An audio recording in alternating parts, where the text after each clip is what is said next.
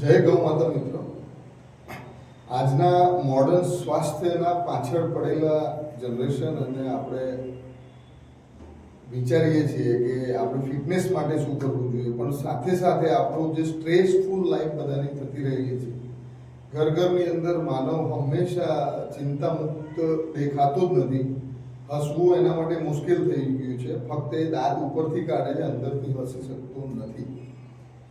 તો આપણે આવા સમયમાં શું કરી શકીએ? તો ડૉક્ટર જોડેથી સોલ્યુશન મળે તો કે ના, શું મળે? તો આવા સમયમાં આપણે પતંજલિ ઋષિને આપણે યાદ કરવો જોઈએ, જેને અષ્ટાંગ યોગ અને જે ભાષ્ય એના થ્રુ અને એમનું જે આયુર્વેદનું જે આખું છે એના ઉપરથી એમને જે આપણને આપ્યું છે એ ભારતીય સંસ્કૃતિની મોટી દેન છે. તો એવો પતંજલિ ઋષિને યાદ કરતા એમના સાઈડથી જે વાતો કરવામાં આવી છે અને માનવ શરીર માટેનું સ્વાસ્થ્ય અને સૌથી વધારે પ્રફુલ્લિત કેવી રીતે રહેવું અને થોડા ઘણા આયુર્વેદિક જે પેલા ઉપયોગ કરવાની જે વાતો છે એમાં આપણે ડીપમાં તો અત્યારે ના જઈ શકીએ, પણ એના માટેનું સાચું દર્શન કરવું હોય ભારતીય સંસ્કૃતિની જે ફોર્સ શું છે, એની તાકાત શું છે, આજે પણ છે, પણ બિલીવ કરવાવાળા વ્યક્તિઓ નથી.